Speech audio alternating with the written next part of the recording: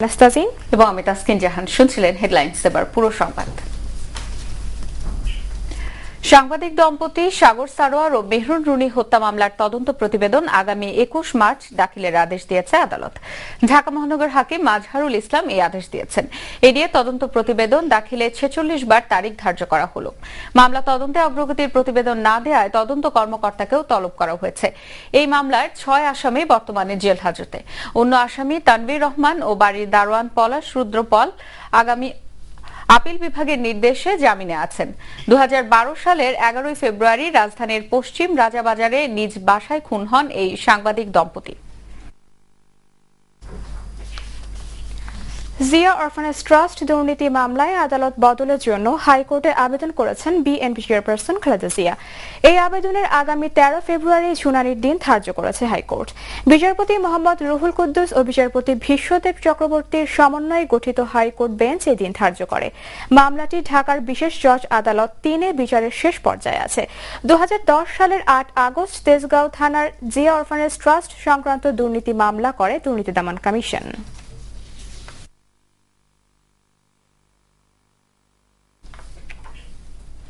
নারায়ণগঞ্জের আলোচিত 7 খুন মামলার দণ্ডাদেশের বিরুদ্ধে সাবেক ওয়ার্ড কাউন্সিলর নূর হোসেন ও র্যাব 11 এর সাবেক কর্মকর্তা আরিফ হোসেনের করা 4টি আপিল শুনানির জন্য গ্রহণ করেছে হাইকোর্ট। বিচারপতি এম এনায়েতুর রহিম ও বিচারপতি শহীদুল করিমের সমন্বয়ে গঠিত হাইকোর্ট বেঞ্চ আপিল শুনানির জন্য আবেদন গ্রহণ করে। গেল 16 জানুয়ারি 7 খুন মামলার রায় ঘোষণা করে নারায়ণগঞ্জ জেলা ও দায়রা জজ। রায়ে 26 জনের মৃত্যুদণ্ডের আদেশ দেওয়া হয়, আর 9 জনকে দেওয়া হয়েছে বিভিন্ন মেয়াদের কারাদণ্ড।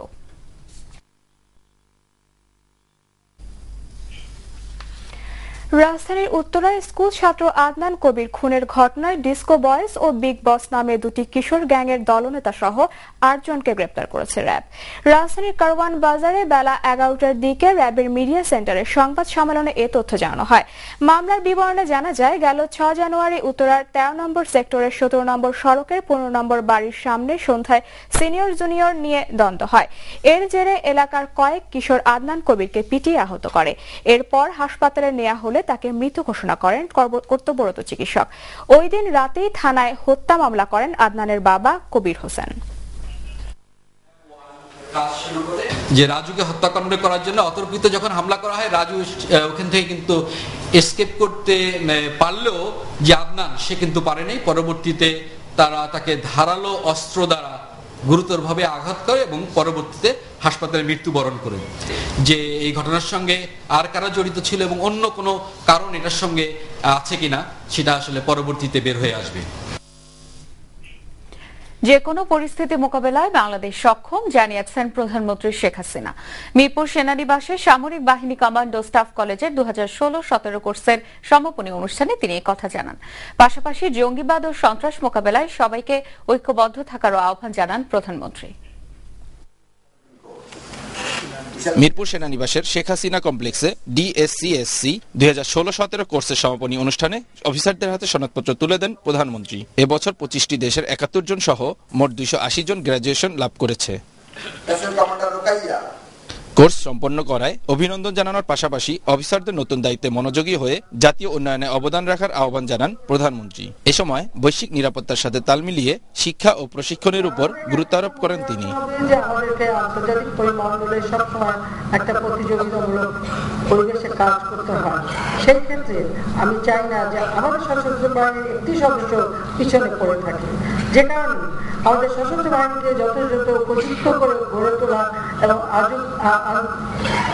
আধুনিক প্রযুক্তি সম্পন্ন করার ব্যাপারে আমরা যথেষ্ট পদক্ষেপ নিয়েছি এবং তার ফলাফল আপনারা দেখছেন। যে কোনো পরিস্থিতি মোকাবেলায় বাংলাদেশ সক্ষম বলেও জানান শেখ হাসিনা। এমন কোনো ঘটনা বাংলাদেশে ঘটুক যা আমাদের উন্নয়নের পথে বাধার সৃষ্টি করে, তা আমরা কখনো চাই না, সেটা আমাদের কাম্য না। এ বিষয়ে সকলকে সহযোগিতা কামনা করি এবং সকলকে এ ব্যাপারে স্ব কর্মস্থানে থেকে যার যার ভূমিকা গ্রহণ করতে হবে। রাজধানীর পাশাপাশি গ্রাম পর্যায়ে উন্নয়ন পৌঁছে দেওয়ার প্রতিশ্রুতি দেন সরকার প্রধান।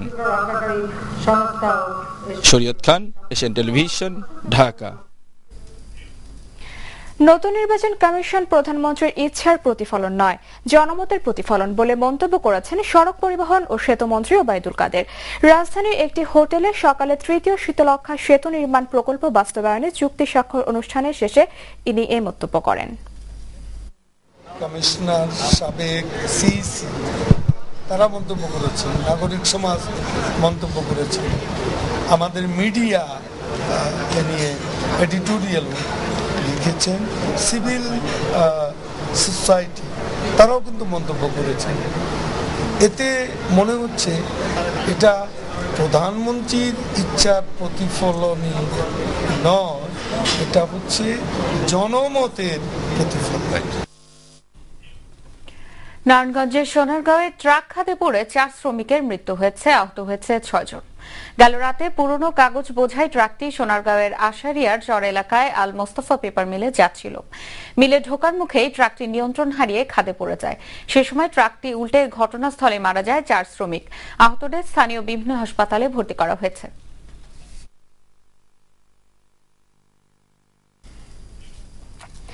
বগুড়ার কাহালু উপজেলায় পুলিশের সঙ্গে কথিত বন্দুকযুদ্ধে সন্দেহভাজন 2 ডাকাত নিহত হয়েছে। এরা হলো দুলাল ও ইব্রাহিম। পুলিশ জানিয়েছে দুর্গাপুর ইউনিয়নের পাঁচপীর বাজার এলাকায় গেল রাতে জড়ো হয় কিছু ডাকাত। পুলিশ ঘটনাস্থলে গেলে তাদের লক্ষ্য করে গুলি ছোড়ে ডাকাতরা। পুলিশও পাল্টা গুলি চালায়, এতে গুলিবিদ্ধ হয় 2 জন। তাদের উদ্ধার করে হাসপাতালে নেয়ার পর ভোরে 2 জনই মারা যায়। ঘটনাস্থল থেকে আগ্নেয়াস্ত্র এবং গুলি উদ্ধার করা হয়েছে।